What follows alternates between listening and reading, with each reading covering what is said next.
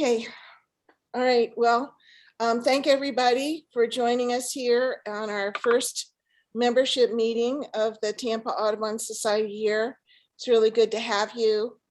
And I just wanted to say that we're going to be meeting in two different locations as the year goes forward. One is the Garden Club down on Bayshore Boulevard. They've been generous enough to offer this to us for our meetings. And then the times when we can't meet there because they have conflicts already, we're going to be meeting at the Woodmont Clubhouse up in Temple Terrace. Our next meeting is going to be October 7th, and Sherry Johnson is going to be talking about Florida bats. So I think we'll all enjoy that. It should be very interesting. We've got two field trips set up for September. The Lower Green Swamp is going to be preserve is going to be led by Mary. She's telling me that she's she's waitlisting on that one already. So we are asking people to come if they have been vaccinated and be ready to wear a mask. And we are limiting our field trips to only the first 10 who sign up. The second trip that we've got going is me leading sort of a beginning birding trip at Lettuce Lake Park on Fletcher Avenue.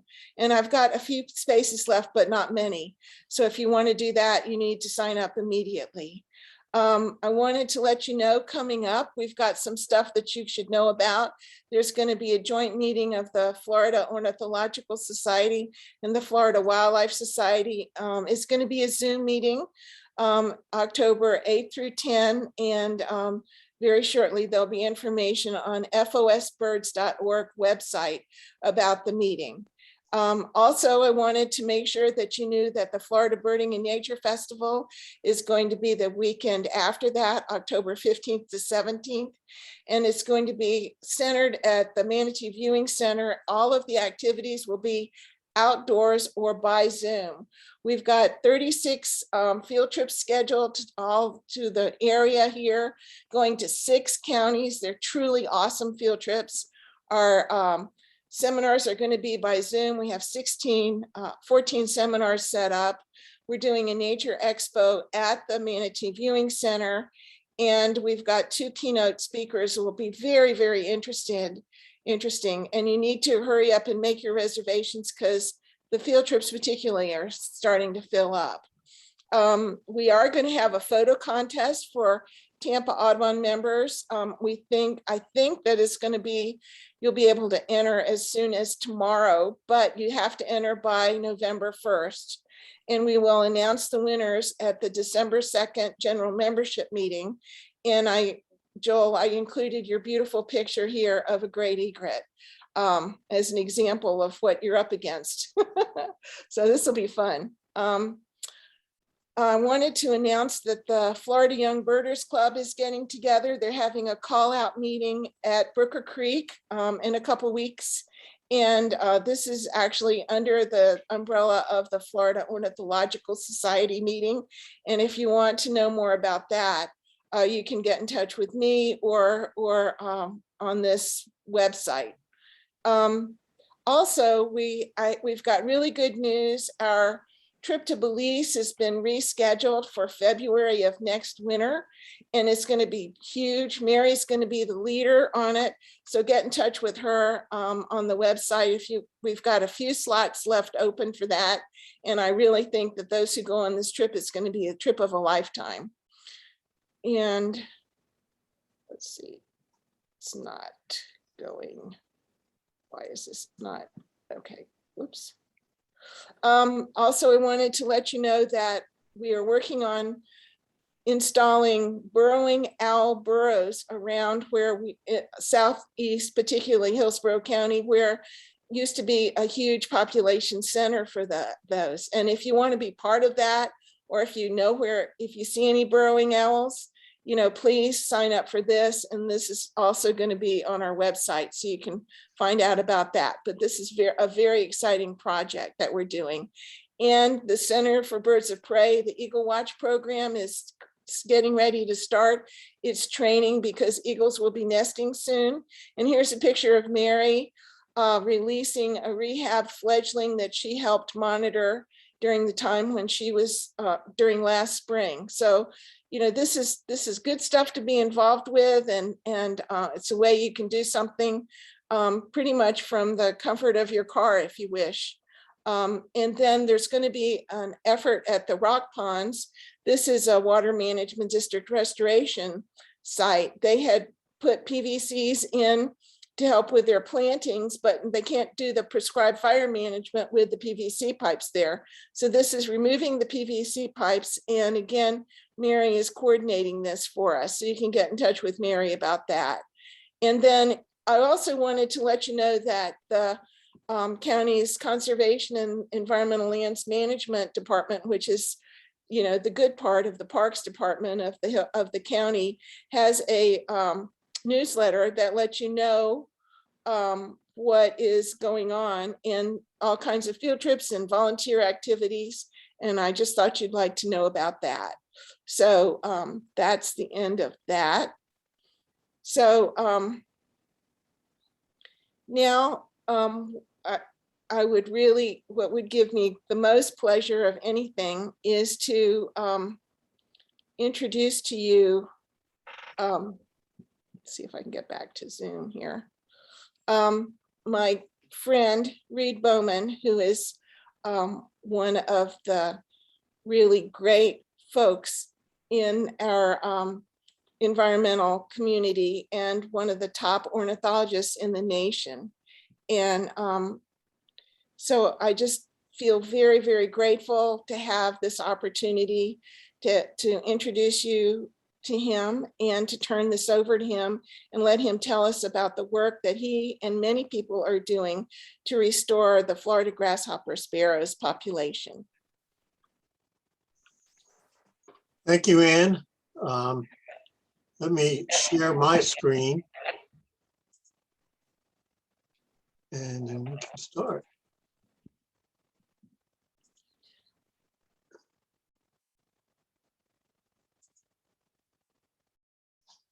So thank you. Everybody can hear me okay? Thumbs up, Ann? Okay, great. Well, I appreciate this opportunity to talk about the work we've been doing on Florida grasshopper sparrows. Oops, sorry, didn't want to do that. For decades, literally now. It's got my name on this slide, but this is as collaborative project as ever existed. So there are multiple agencies, multiple universities, nonprofits, all working together to try and conserve the remnants of the Florida grasshopper sparrow. And in fact, I'm using lots of other people's data and images. I've tried to make sure I get attribution correctly everywhere I have. And I hope many of those people are actually listening to this. So for those of you who don't know me, I've been the director of the Avian Ecology Program at Archbold Biological Station for a long time. Probably most of you know Archbold and our work through the Florida scrub jay, but we also do a lot of work on red cockaded woodpeckers and the Florida grasshopper sparrow. So I'm going to try and sort of summarize what's gone on with the grasshopper sparrow over the last 30 years. And so as a consequence, this is sort of a very broad stroke seminar because there's so much that has happened, but I'm not going to delve too deeply into any one thing. I want to really try and give you an overview of the biology of the grasshopper sparrow, the population trends, and how scientists interpret these trends and come up with conservation response. And to me, that's been just a huge learning experience through this whole process. And I think ultimately, it'll be an extraordinarily successful process too. So it's the decline of the Florida grasshopper sparrow and the conservation response. So the grasshopper sparrow, Florida grasshopper sparrow, is in fact just one subspecies of a very widely distributed bird, the grasshopper sparrow, for which 12 different subspecies have been described. There is one that's endemic to Florida, Immodramus savannarum floridanus. The other, there are actually only 4 subspecies that are in North America. So on the eastern coast out to about the Midwest is one subspecies, pratensis, which we're going to be particularly interested in because that subspecies also winters in Florida. So these 2 subspecies commingle during the wintertime, and then the pratensis birds migrate back north, and the floridanus birds are the resident breeders. And you can see that little red circle, which essentially describes the range of floridanus. There are 2 other subspecies that have much more limited distributions in the western part of the United States, down in the very, very southern edge of New Mexico and Arizona and into Mexico a little bit. There are 4 subspecies that occur through the Caribbean, several of which are endemic to particular islands in the Caribbean. And then there's an additional 4 species that occur through Mexico and Central America. So we are very interested in floridanus, but as sort of a consequence of being interested in them, we have to know a little bit about pratensis as well, because they do winter with our birds. So this is an image of Florida's dry prairie. Dry is a little bit of a misnomer because it's only dry for part of the year. But I chose this. This is just a cropped image from a panorama, but it gives you the sense of the vastness and the expanse of the dry prairie. And this is a habitat that once existed throughout Central Florida and is much reduced. But this is among the most wild places in Florida. It's a huge landscape, and when you're out in the middle of it, you feel very removed from all the things that have been associated with the decline in this habitat over the last century. This also gives you a sense of the heterogeneity of the habitats. You can see sort of palmetto dominated areas here, a little bit more music area here that has runner oak and some Lyonias. And then you can see some very wet areas up here. So this is the habitat which the Florida grasshopper sparrow depends on. It is a gorgeous habitat. You know, we've got dry prairie and we've got xeric oak scrub, none of which have that aesthetic pull of, say, the redwood forest or something. But once you've spent time in these habitats, you realize how wild they are, how unique they are, and what kind of biodiversity they support. And these are truly the treasures of Florida. And when you're out in the middle of these, like I said, you're far away from other humans, usually. And in fact, many of the sites that are out there are also designated as dark sky parks. So Kissimmee Prairie Preserve has one of the darkest skies in North America. And going out and spending an evening out on the prairie is something to marvel at. But as I mentioned, it's not as extensive as it once was. This is a graph from a paper that was in the Florida Dry Prairie Conference that was held in 2006 by Steve Orzel and Edwin Bridges. And this shows the distribution of the historic dry prairie in Central Florida. This is before any, probably not before grazing occurred on there, because originally grazing occurred on the dry prairie, but it's before the conversion of dry prairie into improved pastures and then ultimately development. So the range and distribution of Florida's dry prairie is greatly reduced from its historic extent. So this is a patch of dry prairie. It is a grassland community dominated by grasses. It contains some woody shrubs, as you saw in the previous picture, but historically it probably burned every 1 to 2 years. It burned quite frequently. And what characterizes it more than anything is it's low and open with very few trees. There are scattered hammocks, scattered ridges where you have trees, but as you saw in that previous version, you can have huge expanses with no trees. And that is the habitat in which the Florida grasshopper sparrow evolved. And it very much prefers habitat that has very few trees and shrubs. And as I said, it's an endangered ecosystem, at least 98% habitat loss, so that even as large as the remaining extents are, they are still, when you compare it to the historical extent, isolated fragments of this natural habitat that's now surrounded by ranches and development. And the vast majority of the native dry prairie is now on public lands, where we have the responsibility of managing it in a way that we hope is consistent with the historical ecological regime that maintained these habitats. Now, many of these sites were grazed historically, Avon Park Air Force Range, Kissimmee Prairie, and many of these had a management regime that was more consistent with grazing than with the native ecological regime. So prescribed fire, getting it back to its original extent requires tree removal. Sometimes reducing the palmetto cover requires roller chopping. And all those have been part of the management regimes on these public lands for many, many decades. It is also, as simple and wide open as it is also an area that supports a diverse amount of plants and animals. And these beautiful pictures are all used with permission from Christina Evans, who I'm sure you're all familiar with her work.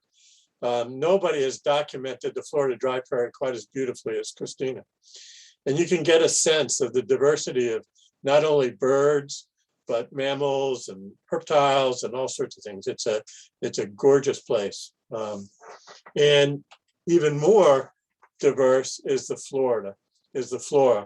There's a variety of native grasses, some of which are really important to the Florida grasshopper sparrow. There are wetlands with beautiful plants, the uplands with native Florida wildflowers that are just gorgeous. Fall is actually a spectacular time to be out on the prairie, as is spring.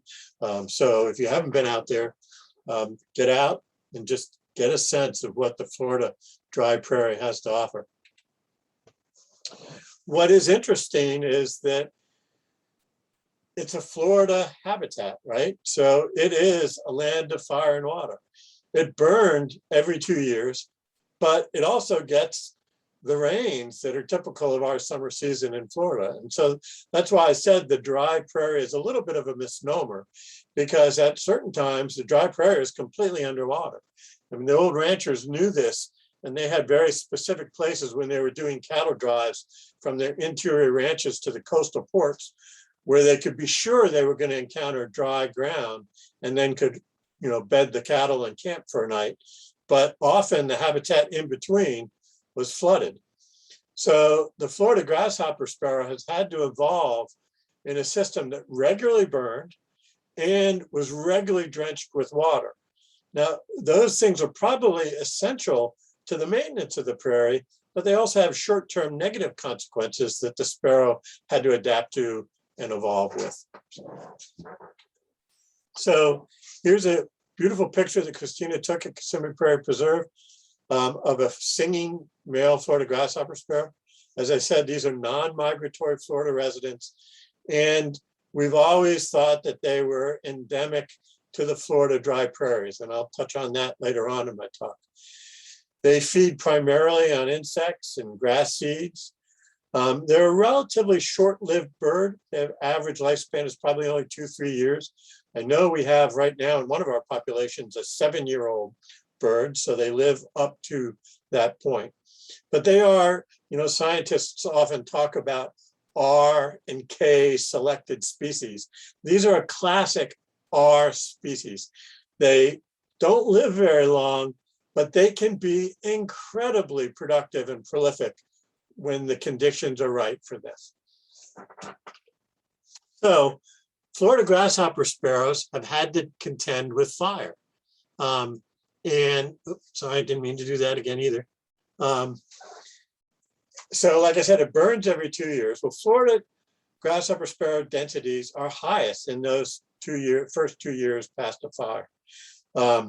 Seasonality has often been thought to be less important, but now with the populations being smaller than they used to be, we are concerned quite a bit about seasonality of fire. And again, I'll touch on that. But we know that the sparrows do extremely well right after a fire. And then their populations start to decline by 2 years after fire, and then they're relatively low as much as 3 years. And that's true of their productivity too. So in that first growing season after a fire, the sparrows are incredibly prolific. They produce a ton of offspring. In the second year after a fire, they're still fairly productive, but they're sort of holding their own. They're just producing enough young to offset the mortality of the adults. And by the time you get to 3 years post-fire, they're actually not producing very many young at all. And so they really are a boom-bust species. When the conditions are right, they do extremely well. And when the conditions are poor, they do okay, or they do pretty poorly. Just waiting for that next fire or the next year where the seasonal rainfalls aren't so heavy. In those good years, they're capable of having 3 to 5 successful broods within a season. And we've seen that even this year, we had a bird that had at least 4 successful broods in one of our populations. But then they have to contend with this. So, you know, the historic fire season occurred in that transition between the dry season and the wet season. But then the wet season comes, and it can very easily flood the prairie. You can see a storm on the prairie, but you can see Becky Windsor, who's led a lot of our projects for Archbold Biological Station, standing in flooded prairie. And she actually has a rescued nestling from a flooded nest that still had survived that point. You can see the next picture shows eggs in a flooded nest. So in the absence of anybody to rescue those things would not survive. So they also sometimes have a fairly narrow window to be so prolific because it depends on the onset of that rainy season. And you can see they are ground nesters. This is a fairly cryptic nest in the ground that contains some young and an unhatched egg. So they're sort of caught between that balance between fire and water, and yet they've persisted and thrived in those habitats for millennia. Now they're declining, and we keep those two, water and fire, and also predation, at the top of our minds as we start to think about what's caused their declines. So by 1998, most of the known populations appeared to be at their maximum. And this is a map of the known populations. You saw the historical distribution. But in 1998, there were about 320 to 350 singing males across all those populations. And at that point, we were conducting monitoring for all these populations. We were doing point counts to get an estimate of what those population sizes were like. The populations occurred in 3 different properties: Three Lakes Wildlife Management Area, Kissimmee Prairie Preserve, and Avon Park Air Force Range, but in 6 distinct sites. You can see the 3 different ranges on Avon Park Air Force Range: Bravo, Foxtrot, Delta OQ, and Charlie Range. At Kissimmee, they were in 2 different sites over here, and then on the, forgetting the name of that, sorry, but it was another site that Audubon used to manage, and then Three Lakes Wildlife Management Area. In 1998 also, we created the Florida Grasshopper Sparrow Working Group, which has turned out to be one of the most successful working groups, ecological working groups around.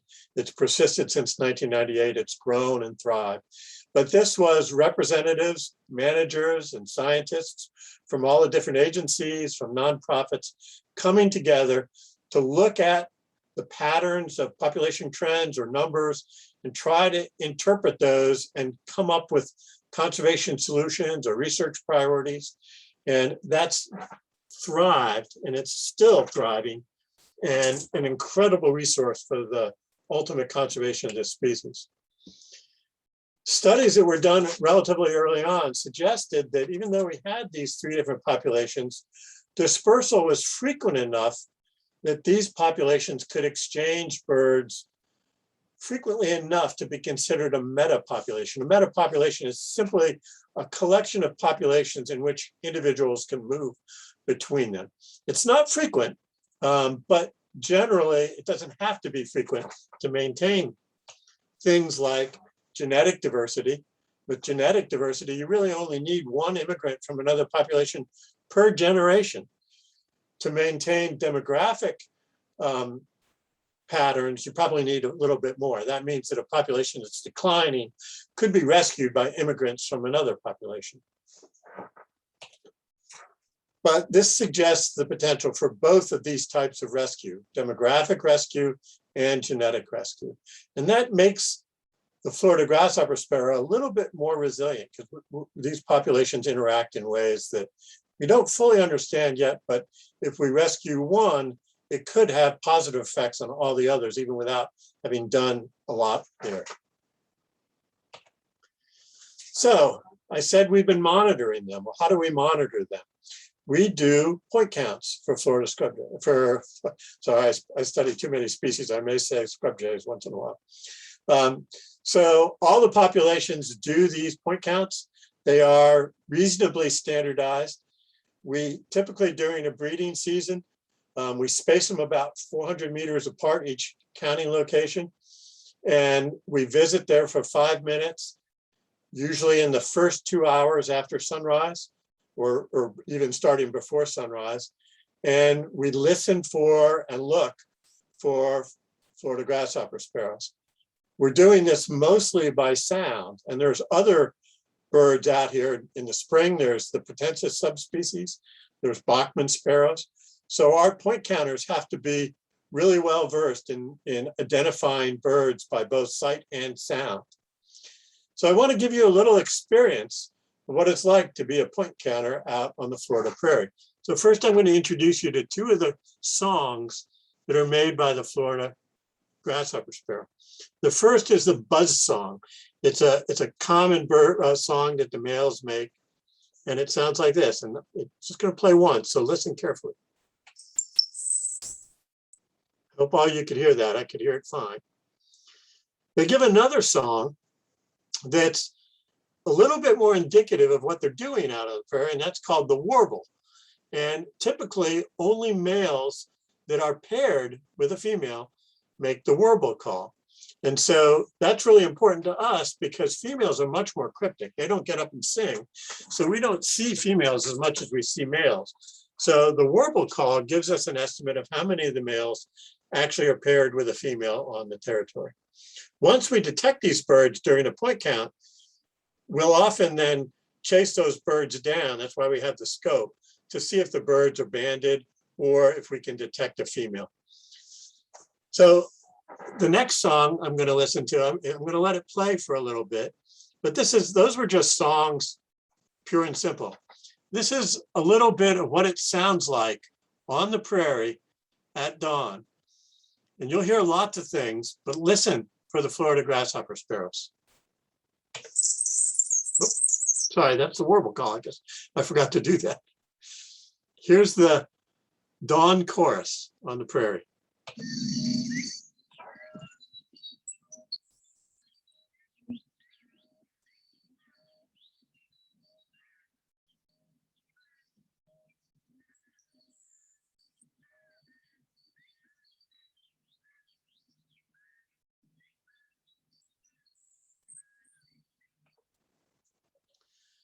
I hope everybody could hear that. So there were 3 buzz calls and buzz songs in that. So point counters not only have to keep track of all the calls that they hear, songs that they hear, but they have to record the direction and distance to determine how many sparrows there are at those point counts. And those point counts are the basis for our population estimates for all the different populations. So I'm going to give you a series of, these are real data of our estimates of the population sizes and the patterns that occurred with Florida scrub jays. So these are our point count data up through the year 2000. And you can see a little bit of everything was happening here. At Avon Park, the population had gone up and then down again. At Three Lakes Wildlife Management Area, it had gone down and then strongly up again. And at Kissimmee Prairie, it just seemed to be going down. So again, this was early on in the study. We didn't draw a lot of conclusions to that, but then we look into the future a little bit. And now the patterns are a little bit different. The up and down at Avon Park has changed into a dramatic decline, essentially a population crash from a high of over 150 singing males down to about 14. So a huge decline, something clearly of conservation concern.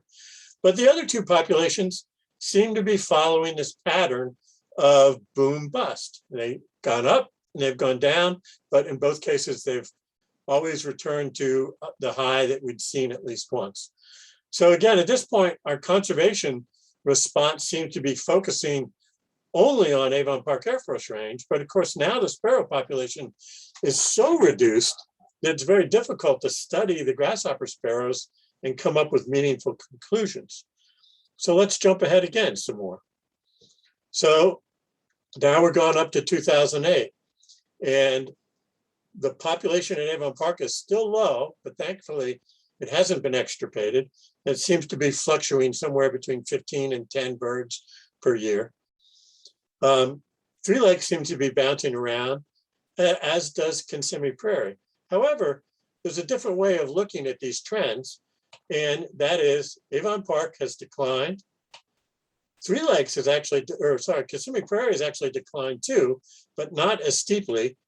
And Three Lakes seems to be perfectly stable.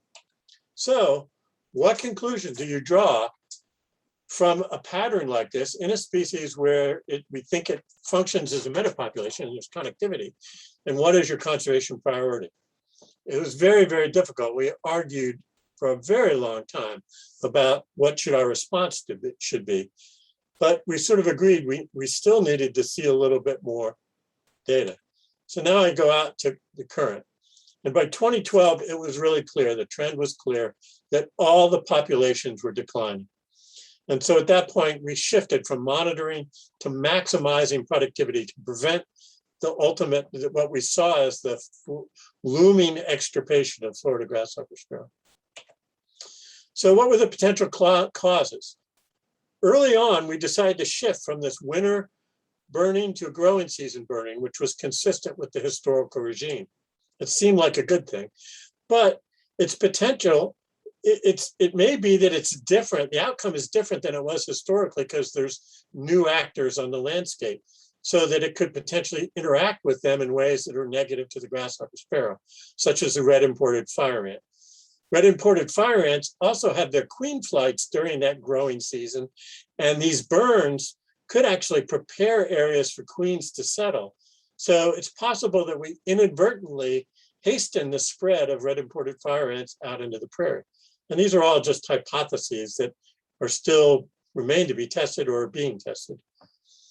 Florida grasshopper sparrows also have a boom bust cycle, and it's possible that fires during the breeding season could reduce the productivity just during the boom years, but not changing the poor years. So that ratio of good to bad years shifted to the point that the sparrows couldn't sustain themselves.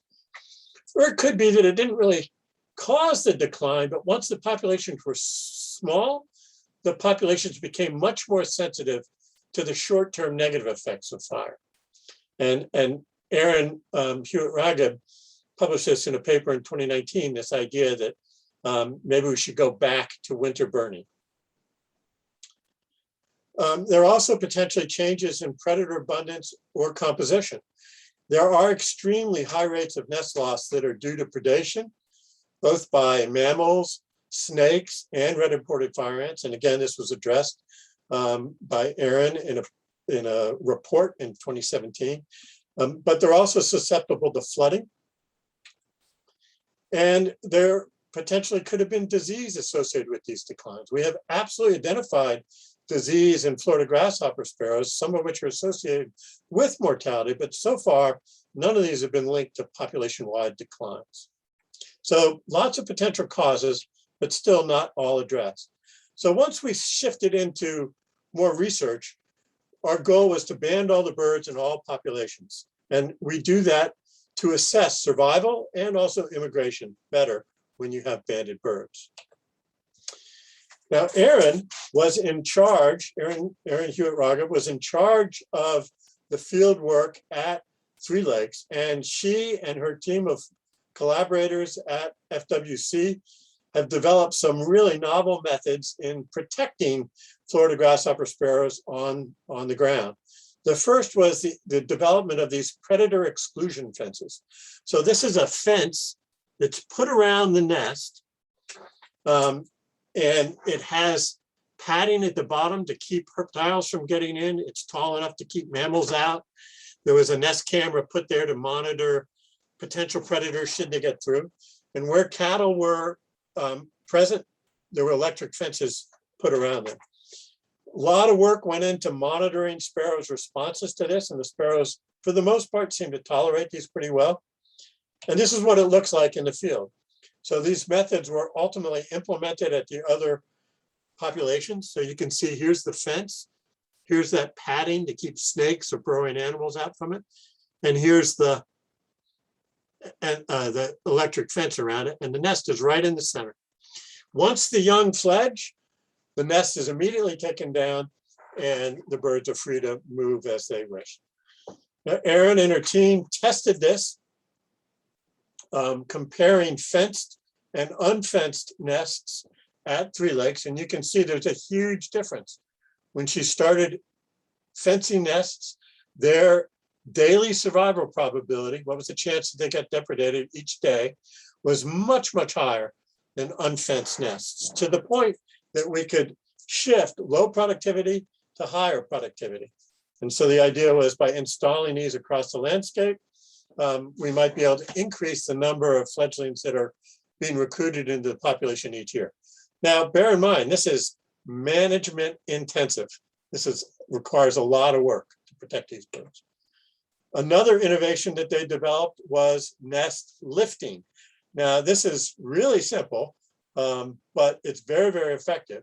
So they first developed weather monitoring and flood risk assessment so that nest lifting could be done both in response to flooding and also preemptively if we thought weather was going to come in that would flood the prairie. And what nest lifting simply means is digging completely around the nest. You can see here a shovel, lifting the nest up ever so gently and pushing soil underneath it so that you very gradually lift the nest only 2 or 3 or 4 inches, sometimes as much as 5. And in the end, the nest really doesn't look much different, but it's often now immune from small localized flooding. And that has been very, very successful. I don't think that there's a manuscript on this, but the other thing that FWC implemented was the development of a red book, which is over 100 pages, detailed methodology of all of these techniques so that it could be used by everybody at all different populations, but always in a standard methodological way. And that's been very, very important to implementing these things across populations. The other thing is red imported fire ants. So here's a picture of fire ants in a nest. Although you can see the egg, it's really important to notice that eggs usually aren't depredated by fire ants. These are fire ants that are on a grasshopper sparrow nestling. Red imported fire ants vary by site. So for example, they're not very prevalent at Three Lakes, but they're quite common at almost all the other sites. And predation on nests is very high. Predator fences don't do anything to exclude fire ants. So we employ a hot water treatment, which was developed by Josh King, a professor at University of Central Florida. And we treat all red imported fire ants within about 25 meters of every fire ant, of every nest. We treat them just prior to hatching, retreat if necessary. But this fire ant very effectively destroys the nest. And treatment greatly increases nest success at sites that have red imported fire ants. And then later on, I'll show you some of those results because they were done on a different property. And just gives you a sense of what this is. This is Josh's rig, which has a hot water, a kiln, which heats it. And then we have a long hose with a sprayer where we can spray that right down with pressure down into the red imported fire ant.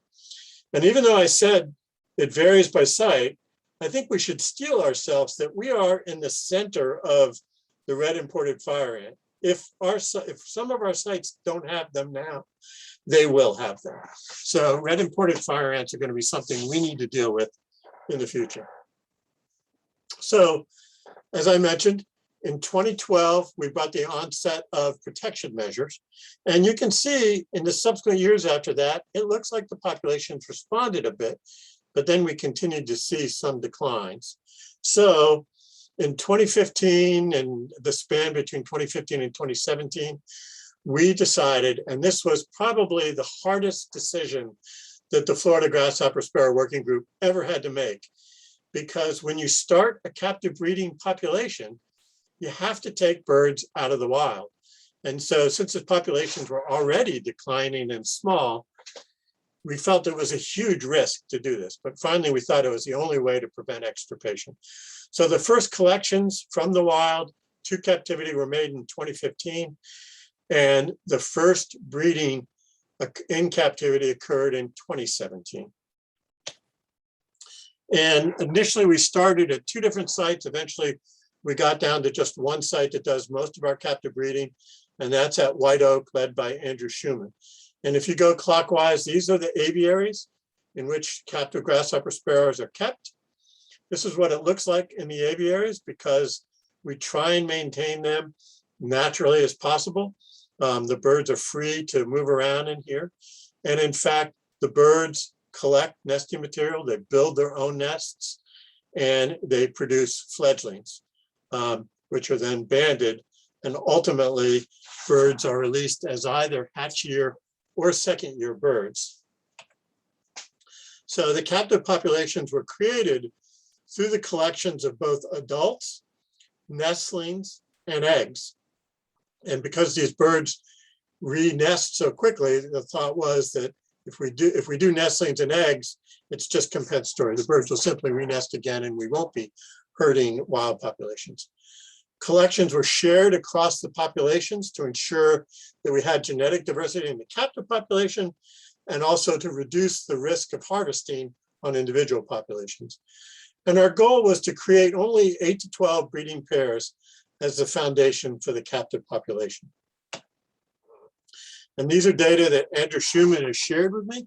These are the productivity of our captive population. In most years, the number of breeding pairs was somewhere between 8 and 12. So you can see that, and this is mostly driven, some of it's driven by an increase in breeding pairs, but mostly it's driven just by experience and changing protocols and getting much, much better at it. The bottom line is that in 2020 and in 2019, we were producing well over 100 fledglings and independents. You can see that the number of dependents tracks the fledglings very well. So we've had quite a lot of birds available for potential release. We've had so many birds produced in captivity that we've had to expand our partners for both housing these hatchier birds until they can be released, and also potentially breeding Florida grasshopper sparrows in captivity as we eventually expand our release programs to many populations. And those include not only White Oak, but Brevard Zoo, the Avian Protection Education Association, and the Walaka National Fish Hatchery. That doesn't sound like it should be interested in birds, but they have great facilities to house birds, and they've been extremely helpful. So birds are often housed there, and then they go from there to release in the wild. And these are the numbers. These are all sort of preliminary early data. They're a little rough in some cases, but approximate total of about 176 hatchier birds have been released into the wild, and about 98 second-year birds have been released into the wild. So that's a lot of birds bred in captivity from a relatively small number of breeding stock out into the wild. And this is the aviary, the release aviary at one of the sites where we release Florida grasshopper sparrows. You can see it's big. We don't hold the birds there very long, but you can see right here, a grasshopper sparrow at the edge of the aviary about to move out into the wild. And remember, these birds are raised in captivity, so home looks like the aviary, not the prairie. And these are data from Juan Ataya and Carl Miller from FWC. Again, these are unpublished data. These are our success rates just from 2019 to 2020.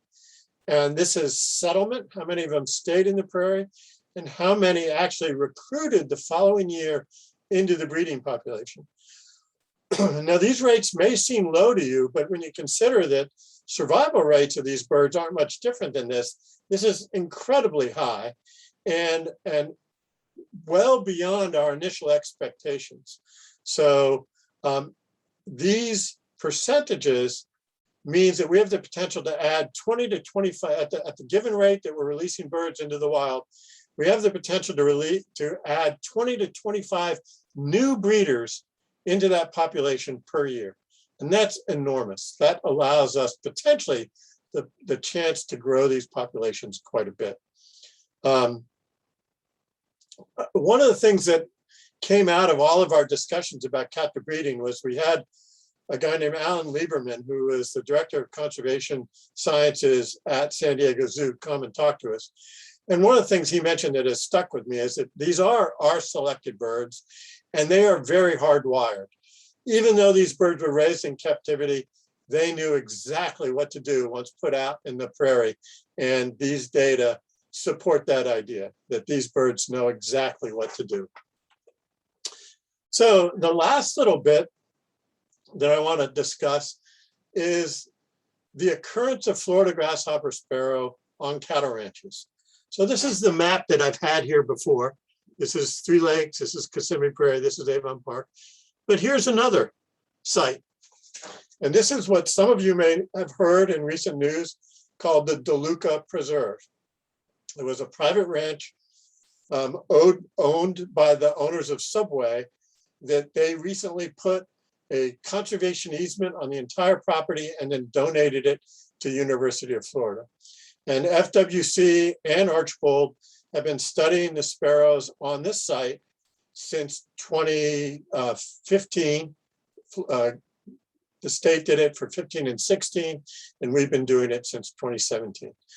So we've always known that there were reports of grasshopper sparrows on working cattle ranches, but we never knew whether those were breeding populations or maybe refugees that had moved out into these areas because something was wrong with the prairie. But when you think about it historically, both the Bowman Range and Kissimmee Prairie were grazed until relatively recently, and they had plenty of grasshopper sparrows. And the conclusions about impacts of grazing on grassland birds are mixed.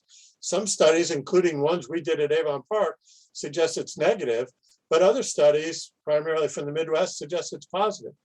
And remember that all of these sites were grazed during the period in which Florida grasshopper sparrows evolved in here, not by cattle, but by Pleistocene megafauna.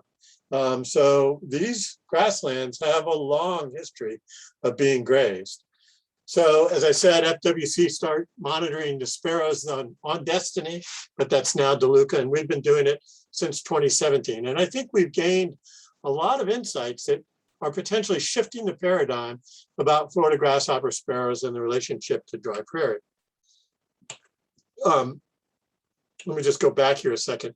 There are other ranch populations known. One here, the Corrigan Ranch, and another one here.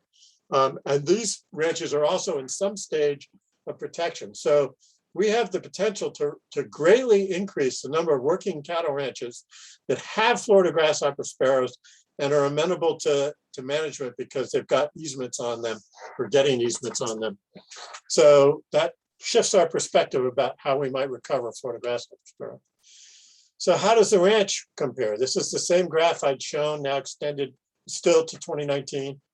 So it turns out the DeLuca property, Florida grasshopper sparrow population right here, is the second largest population, just behind Three Lakes.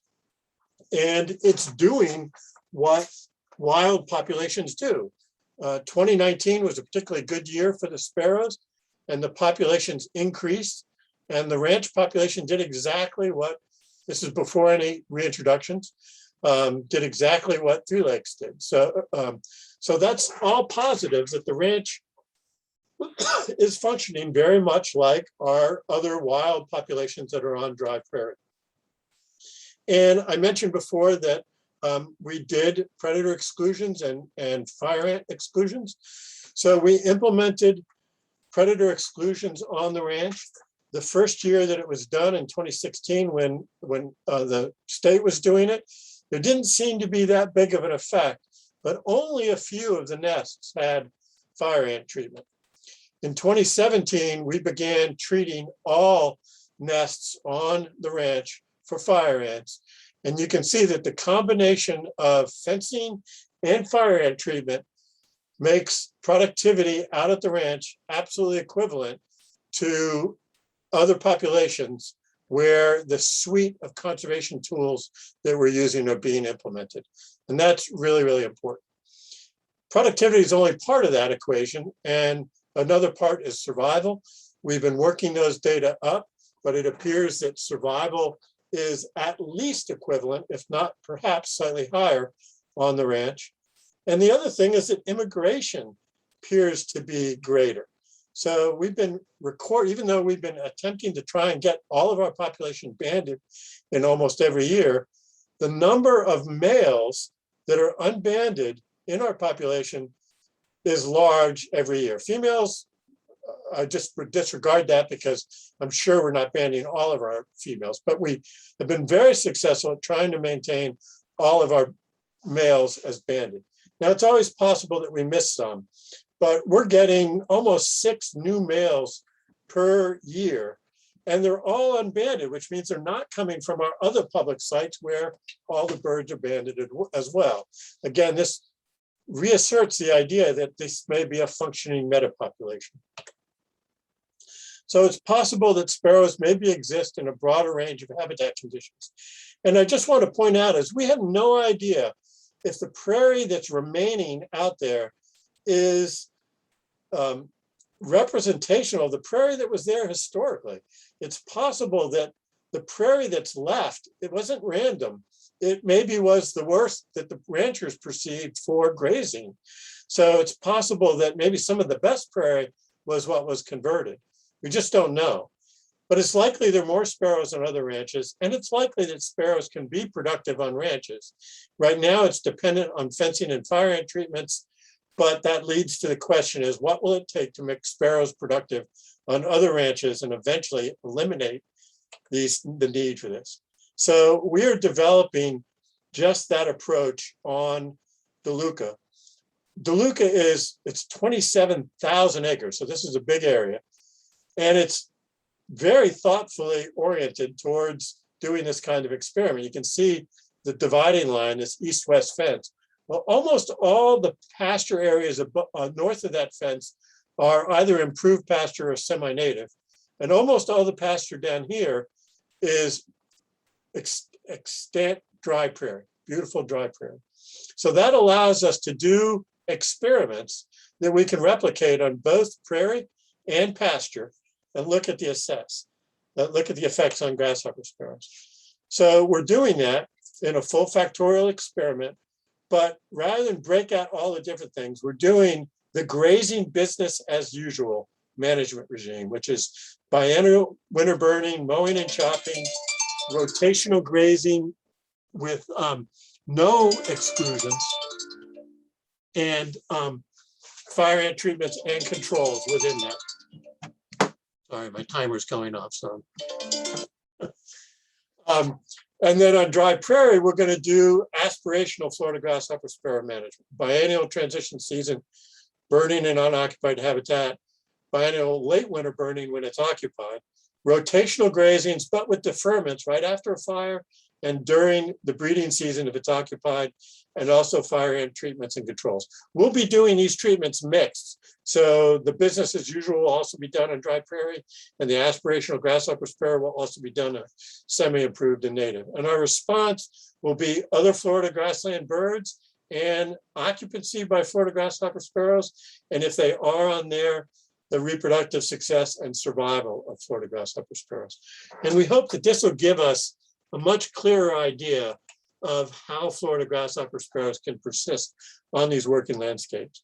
And I should mention, we're not fully funded yet, but we are in the very end stages of a Sept grant, where we would be complementing this experiment with a much larger experiment looking at interactions of fire and fire ants across several habitats and faunal taxa at Avon Park Air Force Range. Doing that with Josh King, Reed Noss, myself, and Angela Tringali from Archbold, and Tiffany Doan from New College. So the future directions are just continue to research to better understand the cause of the initial declines and to mitigate them if possible. To continue our captive breeding program and releases to augment and grow extant populations to prevent their extinction, because we can't do the first one if there are no sparrows on the landscape. So we've got to maintain sparrows on the landscape to understand what the causes of those potential of that decline was to begin with. And then understand what are effective management regimes on both native prairie and working grasslands, and on working grasslands, regimes that also consider the economics of ranching. No rancher is going to adopt our recommendations if it runs them out of business. So, and then expand our goals to include healthy grasshopper sparrow populations on both native prairie and working grasslands. And I just want to acknowledge this. I'm going to take a little bit of time on this, even though I hit my 45-minute limit. I first want to thank a couple of people who came before us who worked up to the point of these declines. But Peter Vickery, who was at Mass Audubon, and all his many students, and Mike Delaney with FWC, laid an incredible foundation of work for us to understand the sparrow. As I said, all the members of the Florida Grasshopper Sparrow Working Group, past and present, and especially what is a fairly new evolution called the Implementation and Coordination Team, and all the committees they've formed to solve specific problems. Every single field tech and RA and everybody who's worked their butts off over an incredibly long season to save this very humble bird. All the captive breeding staff and our new breeding captive partners who have really just pioneered new methods and really developed the basis for keeping this bird from extinction. All of our university collaborators, and there's just so many people that have contributed to this work. It's amazing. But I am going to name just a few people, and those are the people that have worked with me at Archbold over the last 18 years. We've been working on grasshopper sparrows, and it's been my privilege to work with people like James Tucker, Greg Schrott, Brian Rolick, Rob Aldridge, Emily Angel, Greg Thompson, Chelsea Wisner, Angela Tringali, Liz Abraham, Rebecca Windsor, and Fabi Bezataran. Many of them are still working with me. All of us are still concerned and thinking about the welfare of the Florida grasshopper sparrow. And with that, I'd be happy to take questions from anybody.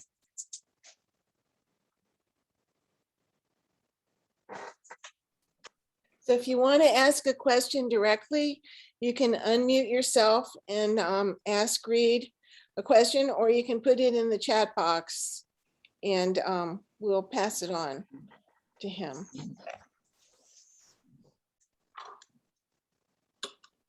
I'll start with a question since nothing else is coming in. I'm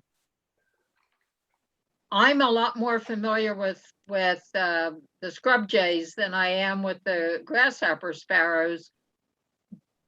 Is there a difference in what they're eating or what they're feeding depending on the time of year? You said they eat insects, you said they eat seeds. Do they feed the young differently from what they are eating, or is it seasonal for the whole population? Well, I don't know that we've done really detailed seasonal diet studies, but clearly there are, because grass seeds are often available only during certain times of year. Arthropod abundance wanes and falls with the seasons as well. So I think that there's probably very abundant food resources for the grasshopper sparrow. And we haven't really considered food limitation as one of those causes. As we ban birds and as we weigh nestlings, we do look at weight and things like that, and they seem to be normal weights. So it's always possible that something like that exists, but there's very little evidence to suggest that it's a cause of those initial declines. All right. A question has come in here in the chat box. In working with ranchers, what are their concerns with conservation efforts on their land? Well, I think their number one concern is whatever management we recommend for Florida grasshopper sparrows going to be compatible with profitable cattle grazing. Fortunately, we're coming from Archbold Biological Station, which has maintained Buck Island Ranch for a long time. And that's exactly the approach they take to all the work they do out at Buck Island Ranch, which is how can we minimize negative environmental impacts of cattle ranching while maintaining profitable cattle operations. And I think the reason I think it's possible is that many of these sites have been ranched for decades, and yet there's still grasshopper sparrows out there. So we have to understand what that regime is and how it benefits grasshopper sparrows as well as cattle itself. So many of these ranchers are realizing that the dry prairie is a commodity that they can monetize by, say, putting easements on it. And if they can maintain cattle grazing and get money through an easement by maintaining grasshopper sparrow populations, all the better. Are any other species benefiting from the management for grasshopper sparrows out there?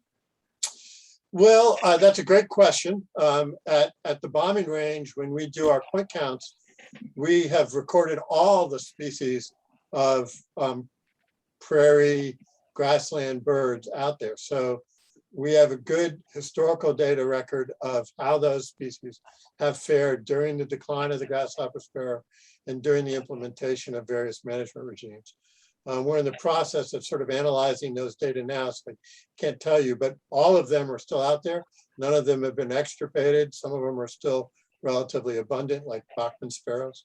So, but our general assumption is, now we always know that we can implement historical ecological regimes and have them not work like they did historically because of new things.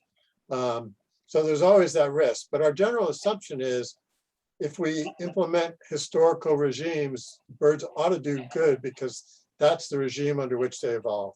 As I said, that assumption can't always be guaranteed. And so we have to proceed a little bit delicately even as we do that. Two other questions that have come in here in the chat. Tina says it's an amazing presentation, but where are Wailaka and white oak, and are they near or in these population areas? No, unfortunately they're not. So white oak is way up near Yulee, so right up on the Florida-Georgia border, and Wailaka is relatively near there too, closer to Jacksonville, as is APEC too. So so when we do those, we have to make trips from our populations up to those sites to collect the birds for bringing them back down. We try and do that all in one day. Go and get the birds, bring them back to a release site, put them in the release aviaries, and release them the next morning. And apropos to the aviaries, another question that came in: how are the captive birds feeding their young? Do you supplement? We do. We put out lots of birds, lots of supplemental food, things like waxworms and crickets and things like that. But there are always some natural foods in there as well. They're very closely monitored. Not only are there feeding stations, but there are cameras on those feeding stations. The birds are all banded, so we can monitor the birds to ensure that they are actually taking food, getting food, things like that. And I should say, we also have a very detailed screening process to assess the health of a bird before it's released. So any bird that doesn't pass that screening process isn't released until it gets in better condition. Does anybody else have a question? So I just want to point out, this is a very popular talk tonight, Reed. We had over 40 participants. Some of them more than one person at a computer. So very good. Thank you. Well, I hope you all become advocates for the Florida Grasshopper Sparrow. And if you haven't been out to one of the public prairie lands, go. Sounds like a good plan.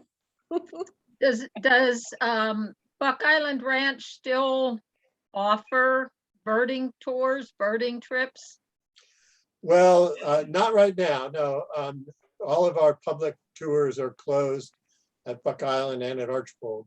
So we did continue to do buggy tours at, but I guess there is some question as to whether we'll continue those or not. We had considered trying to come down as a Tampa Audubon trip and never got our acts together, I guess, in time to schedule it, so. Well, if there are no other questions, I would just like to say how much we appreciate this talk tonight, Reed. And I think we all learned a lot, certainly about grasshopper sparrows, but also management of these animals and, you know, impressive work by all of the committee of folks that have worked on this. And hats off to them and to you for this. And we'll keep our breaths bated to see how things go forward with this really interesting species. Good luck. Thank you. I'm glad to be able to present this stuff to you. It's important work and we want the public to know about it. All right, everybody. So we'll see you if on field trips or different meetings or just October. We'll see you in October and learn about bats. Thank you very much. Thank you, everybody, and have a great evening. Thank you. Reed. Great There's all kinds of presentation. thank yous and great presentations coming in the chat box. So thank you again. Yeah. Good evening, everybody. Thank you. Take care.